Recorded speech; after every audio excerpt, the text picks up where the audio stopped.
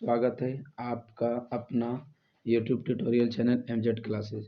और आज का जो चैप्टर है history class 10 NCERT JCERT the rise of nationalism in Europe में राष्ट्रवाद।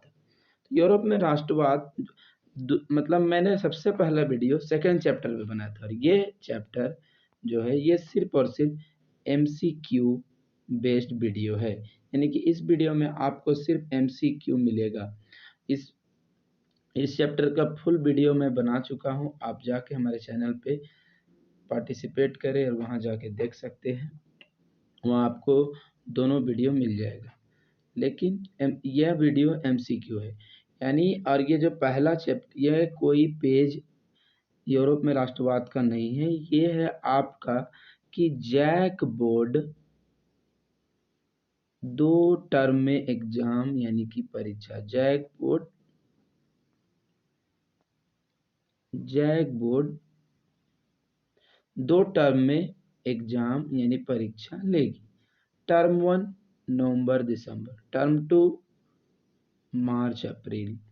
तो ये जो टर्म 1 है, टर्म 1 में कौन सा चैप्टर आएगा, कौन सा चैप्टर आ रहा है, किस चैप्टर की आपको जानकारी और आपको पढ़ना है। तो ये जो छोटा सा पेज इसमें है कि इतिहास, तो इतिहास में पहला चैप्टर है यूरोप में राष्ट्रवाद का उदय, the rise of nationalism in Europe, Bharat में राष्ट्रवाद, the rise of nationalism in India. तो ये दोनों चैप्टर हमारा हिस्ट्री से है। ज्योग्राफी से कौन सा है, संसाधन में विकास, वन्य एवं वन्य जीव संसाधन, जल संसाधन। यानी ज्योग्राफी में हमारा 3 चैप्टर है, टोटल 3, हिस्ट्री में 2 हो गए 5। नागरिक शास्त्र यानी सिविक्स में हमारा है सत्ता की साझेदारी, संघवाद, देखिए पावर शेयरिंग, फेडरलिज्म, ठीक है। तो 2 हुए और एक और है जन संघर्ष और आंदोलन, यानी कि 3। तो 5 और 3 8। अर्थशास्त्र यानी इकोनॉमिक्स, विकास, भारतीय अर्थव्यवस्था के क्षेत्र। तो हिस्ट्री में 2 है, ज्योग्राफी में 3 है, सिविक्स में 3 है और इकोनॉमिक्स में 3 है। तो 2 3 5 5 3 8 10, ये 10 चैप्टर मिला के आपको 10 चैप्टर टोटल मिला के 10 चैप्टर मिला के आपको परीक्षा में सभी प्रश्न इन्हीं 10 चैप्टर से रहेगा और कुल मार्क्स आपका परीक्षा में आएगा 40, जो आपको सेंटर में जाके देना है।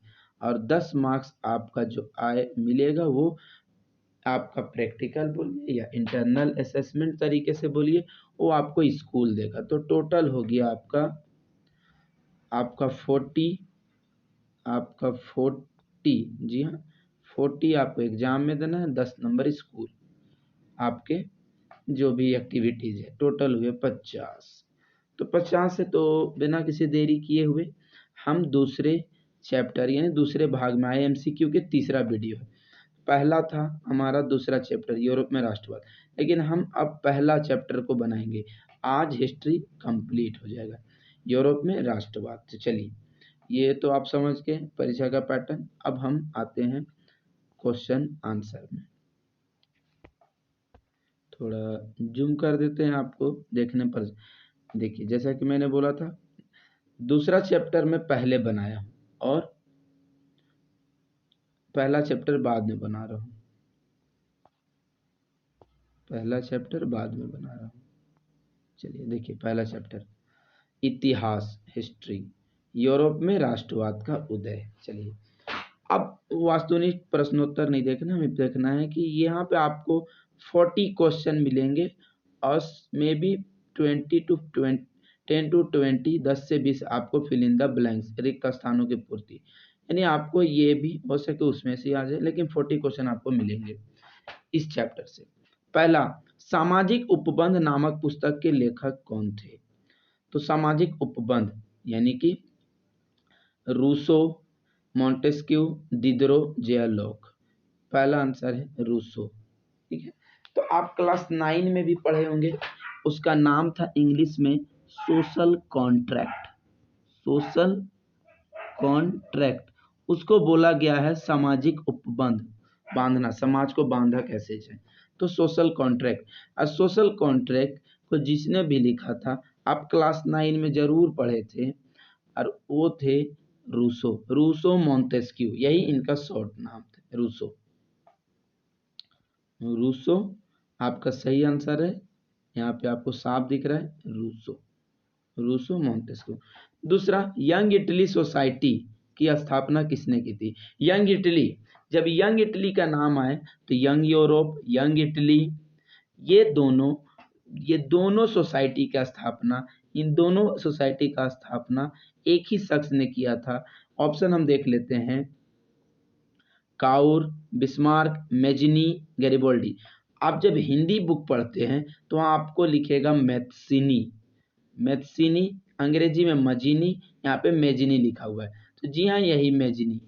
तो Giuseppe Mazzini, Giuseppe Mazzini, Giuseppe Mazzini, Giuseppe Mazzini ने ही दो सोसाइटी की स्थापना की।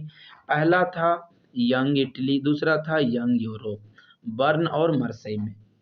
चलिए हमारा तीसरा क्वेश्चन, तीसरे क्वेश्चन की तरफ हम बढ़ते हैं। जब फ्रांस छींकता है तो बाकी सारे यूरोप को सर्दी जुकाम हो जाता है, यह कथन किसने कहा था? जैसे आराम हराम है, इस तरह से होती है ना, जय जवान जय किसान। भारत में भी एक से अधिक नाराएं हैं, एक से अधिक। तो इसी तरह से यूरोप में भी किसी ने कहा कि जब फ्रांस छींकता है तो बाकी यूरोप को सर्दी हो जाती है, यानी यूरोप महाद्वीप में फ्रांस आता है, तो अगर फ्रांस यहाँ छींक रहा है तो सारे आधी, यानी कि बाकी यूरोप को सर्दी जुकाम हो जाएगा। तो किसने कहा? तो एक मैथ्सिनी, मैटरनिक, बिस्मार्क, रूसो। तो आंसर है हमारा मैटरनिक। अब ये मैटरनिक कौन था? तो मैटरनिक का पूरा नाम है ड्यूक मैटरनिक, ड्यूक मैटरनिक, वही ड्यूक मैटरनिक जिन्होंने कहा था कि मैथ्सिनी हमारी सामाजिक व्यवस्था का सबसे बड़ा दुश्मन है, यानी ये चांसलर था, कहाँ का? तो ऑस्ट्रिया का। अब याद रखिएगा, ऑस्ट्रिया का चांसलर था ड्यूक मैटरनिक। चलिए अगले सवाल की तरफ। फ्रांस की क्रांति कब हुई? ये क्लास 9 में भी आप पढ़े हैं और क्लास 10 में भी आ गया। तो कब? 1757, 65, 1776, 1789। जब फ्रांस का क्रांति हो तो 14 जुलाई 1789, वर्साय, ठीक है। तो 14 जुलाई 1789, यानी कि सिर्फ यहाँ पे ईयर है, तो आपको टिक करना है 1789। अब है आपका अगला प्रश्न आपकी स्क्रीन में है, 5वां नंबर। नेपोलियन बोनापार्ट कौन था? जी हाँ, नेपोलियन बोनापार्ट, वही नेपोलियन बोनापार्ट जो वाटरलू का युद्ध में हार गया और उसकी पतन शुरू हुई, ठीक है।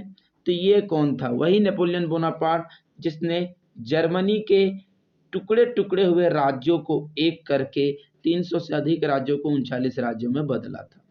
तो क्या बोला? नेपोलियन बोनापार्ट कौन था? तो जर्मनी का सम्राट, फ्रांस का सम्राट, रूस का सम्राट, इंग्लैंड का सम्राट। भले ही जर्मनी को जीता था, उसमें राज किया, लेकिन ये जर्मनी का नहीं था, रूस का नहीं था, इंग्लैंड का नहीं था, बच जाता है फ्रांस। जी हाँ, फ्रांस का सम्राट था।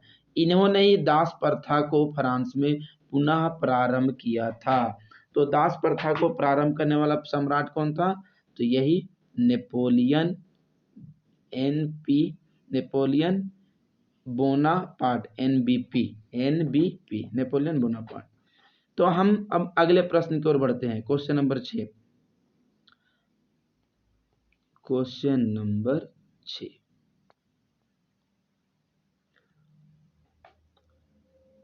1789 में फ्रांस की क्रांति के समय किसका शासन था? देखिए ये भी क्लास 9 का क्वेश्चन है, क्लास 9 में सारा डिटेल है। तो 1789 किस में? तो यहाँ पे देखिए लुई 15, सॉरी ये 14, ये 16, ये 15, ये नेपोलियन। तो नेपोलियन नहीं होगा, लुई 16वां। तो जहां भी लुई 16वां देखे आप, 16 ये रोमन में है, तो ये हुआ 10, ये हुआ 5, 15, इधर 1, तो ये 16। तो यहाँ पे देखिए 2, यानी कि 2, आंसर 2, लुई 16वां, लुई 16, लुई 16वां ही राजा था 1789 के क्रांति के समय। फ्रांस की क्रांति का उदय, फ्रांस की क्रांति का अग्रदूत किसे कहा जाता है? तो किसे कहा जाता है? देखिए, नेपोलियन, रूसो, दिदरो, वोल्टेयर, ये सब राजा है नेपोलियन। लेकिन अग्रदूत यानी कि उस समय दूत मतलब मैसेंजर, संदेशवाहक, तो कौन था? तो किसने फ्रांस के लोगों में विचार डाला? तो उसका श्रेय जाता है रूसो को। क्यों? क्योंकि रूसो ने एक पुस्तक की रचना की, बुक की, जिसका नाम था द सोशल कॉन्ट्रैक्ट, सामाजिक उपबंध। जब ये विचार गया तो लोगों को राष्ट्रवाद के प्रति प्रेम आया, देश के प्रति प्रेम आया। तो ये आंसर है रूसो। चलिए अगले, जेसीपी मेस्सिनी का जन्म कब हुआ? तो जेसीपी मेस्सिनी का जन्म कब हुआ? 1802, 1810, 1812, 1807। जी सही आंसर है 1807। 1807 को जेनेवा में जन्म हुआ। यह क्रांतिकारी था इटली का और जन्म हुआ जेनेवा में। और जेनेवा कहाँ है? स्विट्जरलैंड। तो आपको एक और प्रश्न आ सकता है कि अगला प्रश्न यहाँ पे आपका आता है, द स्पिरिट ऑफ लॉ नामक पुस्तक के लेखक कौन थे? द स्पिरिट, रूसो ने जो बुक लिखा उसका नाम था सोशल कॉन्ट्रैक्ट, और उसी के एक साथ और फिलोसफर थे, मॉन्टेस्क्यू। उन्होंने लिखा था the spirit of law, the spirit of law, Montesquieu. तो यहाँ पे आंसर है 3। बिस्मार्क जर्मनी का चांसलर कब बना? ऑटोमन बिस्मार्क, वही ऑटोमन बिस्मार्क जो पर्सा के राजा विलियम काइजर सेकेंड, VK2, आप इसको शॉर्ट में याद कर सकते हैं, VK2।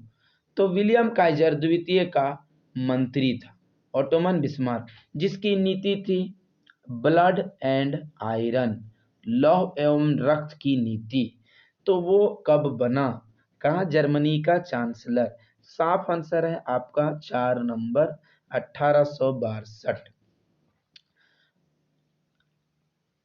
अब ऑस्ट्रेलिया के साथ पर्सा का युद्ध कब हुआ? तो ऑस्ट्रेलिया के साथ पर्सा का युद्ध हुआ 1860, 1865, 1863, 1866। तो युद्ध हुआ 1866। सही आंसर है 1866, 4 नंबर। पर्सा का ऑस्ट्रेलिया के साथ किस संधि के द्वारा युद्ध विराम हुआ? किस संधि? वियना संधि, वर्साई की संधि, पेरिस की संधि, लंदन की संधि। जी हाँ, सही आंसर है वियना की संधि। चलिए अगले प्रश्न, इटली का एकीकरण कब हुआ? ये सब जितना एकीकरण और इटली, ये सब बहुत इंपॉर्टेंट है। तो इटली का एकीकरण कब हुआ? 1871, 73, 76, 89। तो देखिए 1871 ईस्वी को Emmanuel Victor Emmanuel, VA Victor Emmanuel से, ठीक है, इनको काउंट कैमिली द काउर 1871 में राजा घोषित करता है। उसी समय इटली का एकीकरण होता है। तो सही आंसर है नंबर 1। बैंक ऑफ फ्रांस की स्थापना कब हुई?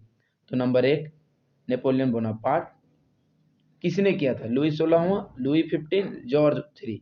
आपका सही आंसर है लुई, नेपोलियन बोनापार्ट। चलिए बैंक ऑफ फ्रांस, लुई नहीं आएगा, नेपोलियन बोनापार्ट। गैरिबोल्डी कहाँ का निवासी था? देखिए कहाँ का, वेनिसा, सार्डिनिया, नेपल्स, प्राग। नंबर 2 आपका सार्डिनिया का। कहाँ का? सार्डिनिया। चलिए क्वेश्चन नंबर 15 समाप्त होता है।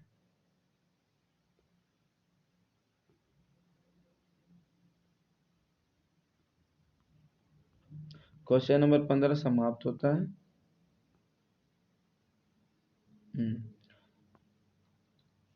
क्वेश्चन नंबर 16 में हम आते हैं।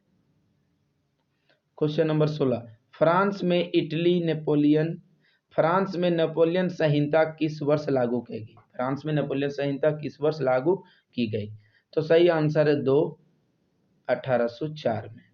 यानी कि इसको नेपोलियन संहिता को बोलते हैं, नेपोलियन का यूनिक कोड, नेपोलियन का कोड था जो कब लागू हुआ? 1804 में। मार्सिले किस देश की राष्ट्रभक्ति का गीत है? मार्सिले। नंबर 2 फ्रांस का, रूस का, इटली का, जर्मनी का, फ्रांस का। तो सही आंसर है फ्रांस का। अब 18 नंबर का सवाल, वह राज्य जहां के राजनीतिक सत्ता उसकी सांस्कृतिक सत्ता से मिलकर बनती है उसे कहते हैं, क्या कहते हैं? कल्याणकारी राज, राष्ट्र राज, गणराज, राजतंत्र। देखिए, वह राज्य जहाँ के राजनीतिक सत्ता यानी कि वह राज्य वह देश राजनीतिक सत्ता यानी कि राज करने की सत्ता उसकी संस्कृति कल्चर से मिलकर बनी होती है तो उसको बोलते हैं राष्ट्र राज्य यानी कि देश राष्ट्र राज्य। चलिए 19 नंबर का सवाल। अब हम 19 नंबर में आते हैं।